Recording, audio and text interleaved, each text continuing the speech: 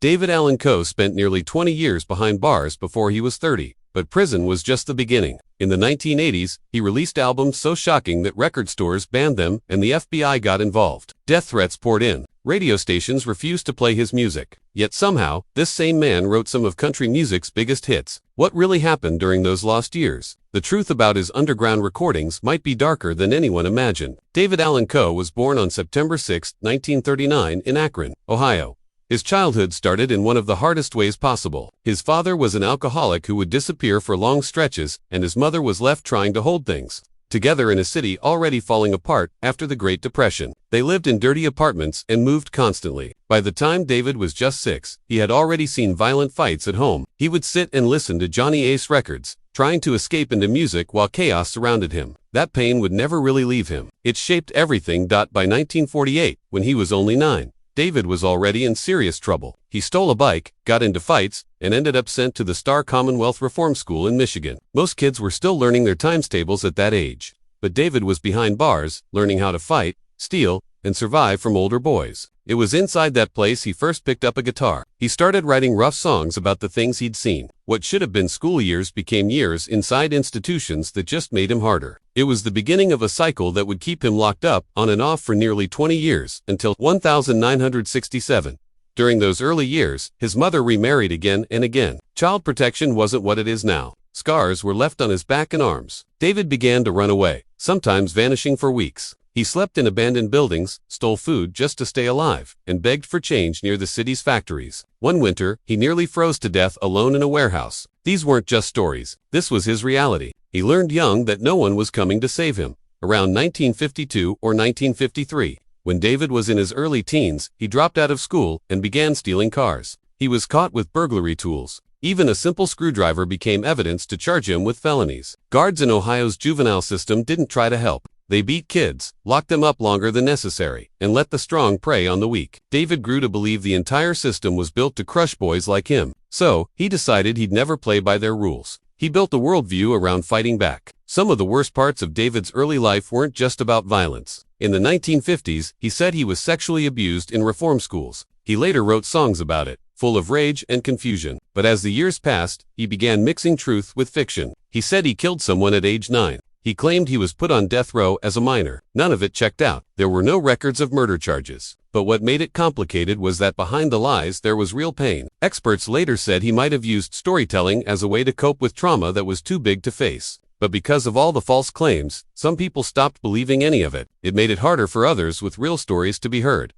In the mid-1950s, he ended up at the Ohio State Reformatory in Mansfield. The place was cold, dark, and known for its Gothic walls and harsh punishment. But that's where his music really began. Guards gave him Hank Williams records to pass the time. He would listen to them on a smuggled record player, sitting alone in his cell. He memorized every note, every lyric. He started writing songs in the dark, and those concrete walls echoed with his voice. The pain became poetry. His time there, especially from 1954 to 1957, built the voice that would later sing penitentiary blues. By the early 1960s, David started telling people he had killed an inmate who tried to attack him. He said he was sent to death row, and even claimed he met his biological father there. But years later, a journalist proved none of it was true. Between 1959 and 1967, David had been in prison for theft, burglary tools, and possession of indecent materials. When a Rolling Stone reporter confronted him in 2000, David didn't back down. Instead, he wrote a song threatening the reporter. In his mind, the legend was more important than the facts. But behind bars, something real was happening. Black inmates took him in and taught him how to play blues guitar the right way. One of his biggest influences was Screaming Jay Hawkins,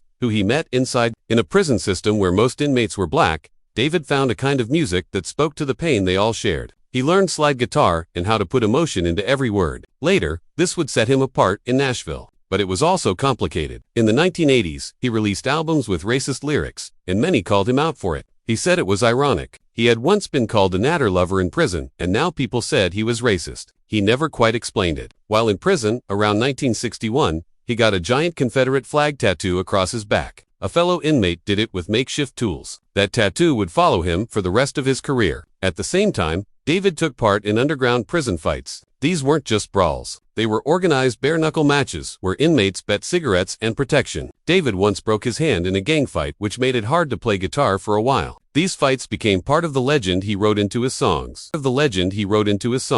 After getting out in 1967, David tried to live a straight life. He took trucking jobs and worked in rough places. But what really mattered was the road. He had joined biker gangs during his breaks from prison in the late 1950s. He rode with the Outlaws in Louisville and other groups in Florida. That world, the brotherhood, the bikes, the danger, it gave him an identity. By 1967, he was living in a hearse parked outside the Ryman Auditorium in Nashville, busking on the street trying to get noticed. And it worked. Shelby Singleton spotted him and signed him. In 1969, David released Penitentiary Blues, a raw and dirty album filled with the truth of prison life. The album didn't sell well, but critics loved it. It made people in the industry whisper. Here was a man who had actually lived everything he sang about. In 1970, producer Billy Sherrill gave him a chance to go big. The song Two Lonely People gave David his first taste of the charts. But trouble followed. Columbia executives hated his lyrics about drugs, prison, and sex. Fights broke out during recording. David refused to compromise. He dropped Requiem for a Harley Quinn in 1970, an album so strange and dark that no one knew what to do with it. He had been using LSD heavily, especially after losing his infant child. One song was written during a 3-day drug binge in a hotel room. That song sounded like a suicide letter. The album only sold a few thousand copies, but now collectors pay hundreds for it.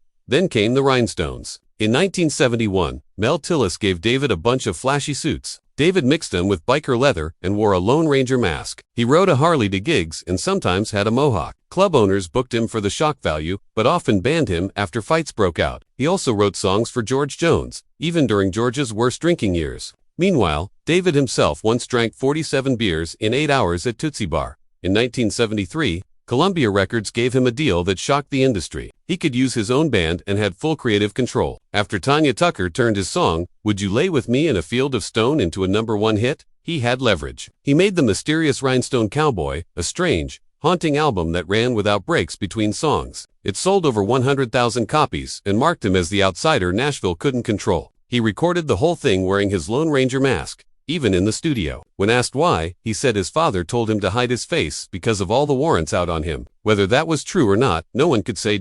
In the mid-1970s, David Allan Coe's life started turning into legend. In 1975, he released an album called Once Upon a Rhyme. It had a song called You Never Even Called Me by My Name that climbed to #8 on the Billboard country charts. But it wasn't just the melody that grabbed people. What made it unforgettable was a strange little speech in the middle where Coe needed. He said it had to talk about mama, trains, trucks, prison, and getting drunk. So, his friend Steve Goodman added a verse with all those things just to mess with him. People loved it. That one song made Coe a star and also made fun of how predictable country music had become. Everyone was talking about it. By 1976, Coe was at the center of something bigger. There was a new movement in country music called outlaw country. Coe stood shoulder to shoulder with legends like Juan Jennings, Willie Nelson, Jesse Coulter, and Tom Paul Glazer on the album Wanted, The Outlaws. It became the first country album to sell over 1 million copies. That had never happened before. Most country albums barely sold 300,000. But Coe's role went beyond music. He looked like a real outlaw. He had tattoos all over his body and had spent real time in prison. Ray Weddle, a respected critic,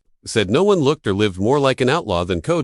There was even a story where Coe drove his motorcycle onto the stage at a festival in Oklahoma while wearing his Outlaws Motorcycle Club jacket. A local paper ran a headline that said, "The Outlaws came to town."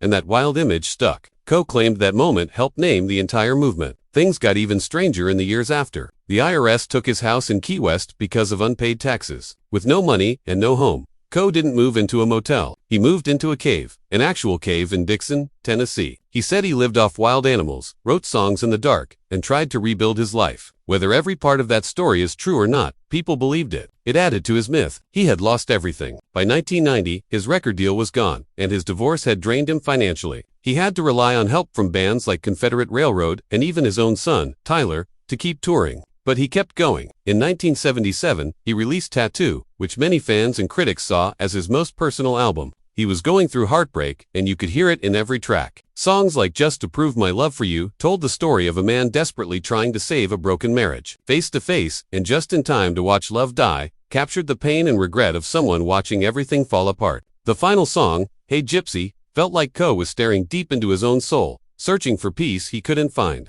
That year, Tattoo reached number 38 on the charts. It was his third album that year. He wasn't just writing music, he was bleeding it. But something happened in 1978 that would haunt Coe forever. He wrote a song called Take This Job and Shove It. It was a working man's anthem.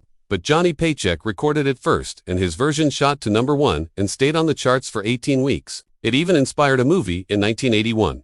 The worst part, most people thought Paycheck wrote it. Even though Coe got credit, he didn't get the fame or the money. He later said that losing that song was like losing a fortune. He recorded his own version and then later made a bitter sequel in 1980 called Take This Job and Shove It Too, where he sang that paycheck was a thing of the past. But by then, Coe had already lost the publishing rights during bankruptcy. He didn't make the money he should have made. That one song could have changed everything. Later that same year, he released something totally different. It was called Human Emotions. It was a strange and haunting album divided into two parts. One side was called Happy Side. The other was Suicide. It was about his divorce and the emotional collapse that followed. The songs on the happy side were written before his wife left. The ones on the dark side came after. You could even hear the sound of beach waves connecting the two sides. It was eerie and powerful. He re-recorded Would You Lay With Me in a Field of Stone for this album. But this time, it wasn't about love. It was about loss. Even though Tanya Tucker had turned it into a #1 hit years before, Coe's version on this album came from a broken place.